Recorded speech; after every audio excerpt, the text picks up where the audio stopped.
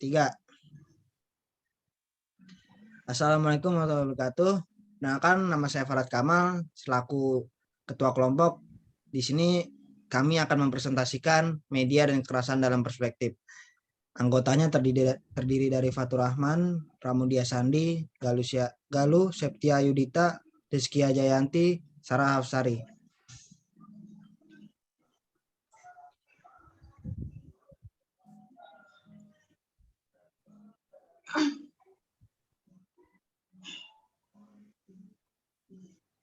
Latar belakang. Kekerasan tentunya tidak luput dari pandangan media. Media memandang bahwa kekerasan adalah sebuah bahaya pemberitaan yang sepatutnya diberikan kepada masyarakat. Harus tahu itu.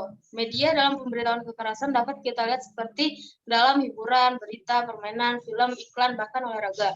Sebagian masyarakat juga menilai bahwa media dalam memberitakan kekerasan merupakan sebuah eksploitasi dari penderitaan manusia.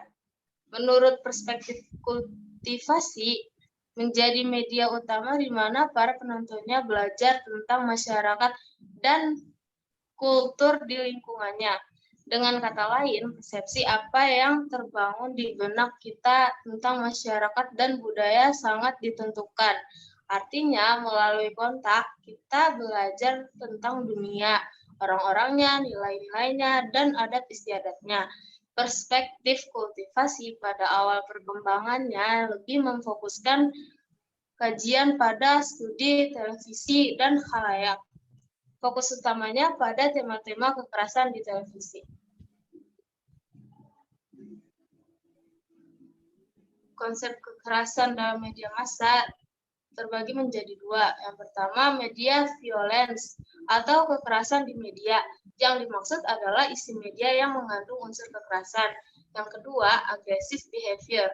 Didefinisikan Berelson 1973 sebagai inflicting bodily harm to other and damage to property.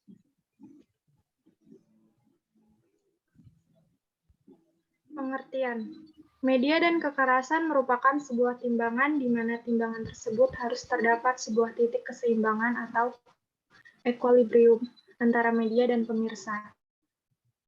Kekerasan di media massa adalah bentuk publikasi cetak dan tayangan fisik maupun verbal oleh media di mana tayangan menampilkan tulisan, aksi, dan ucapan yang berbau kekerasan berupa kata-kata kasar, sampai dengan siaran dan rekonstruksi kekerasan dapat ditonton di televisi, didengarkan melalui radio, ataupun dibaca melalui media cetak.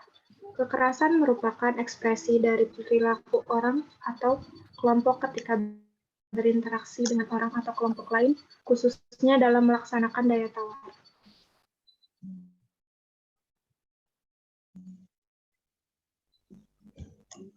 Bahaya kekerasan dalam media.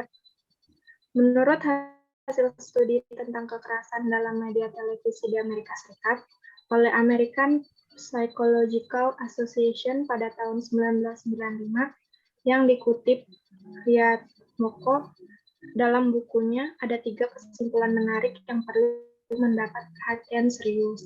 Pertama, mempresentasikan program kekerasan meningkatkan perilaku agresif. 2. Mempertontonkan tayangan kekerasan secara berulang-ulang sehingga dapat menyebabkan ketidakpekaan terhadap kekerasan dan penderitaan dari korban. 3.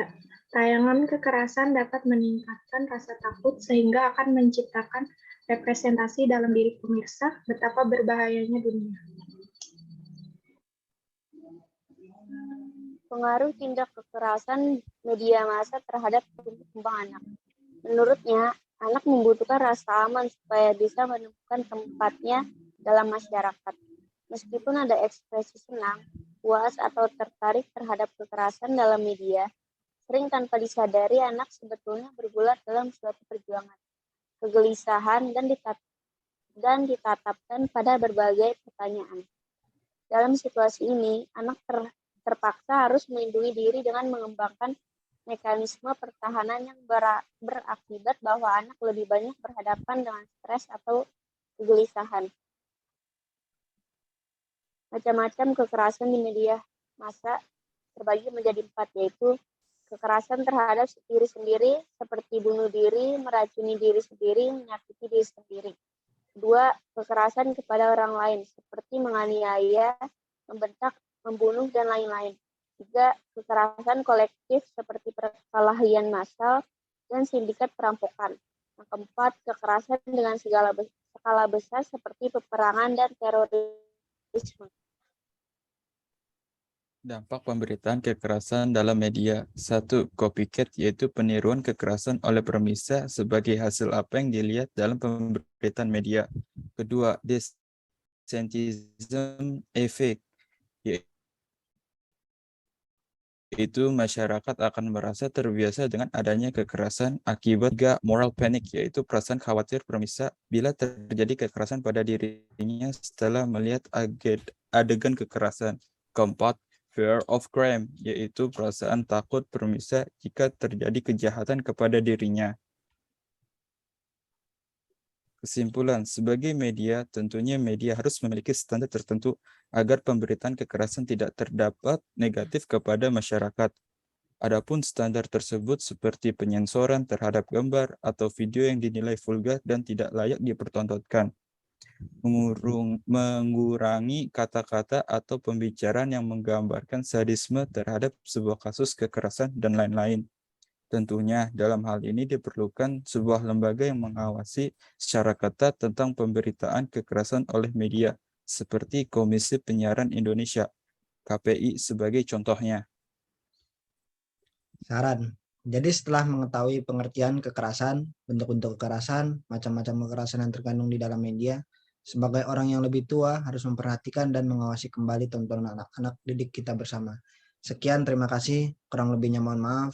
Wassalamualaikum warahmatullahi wabarakatuh.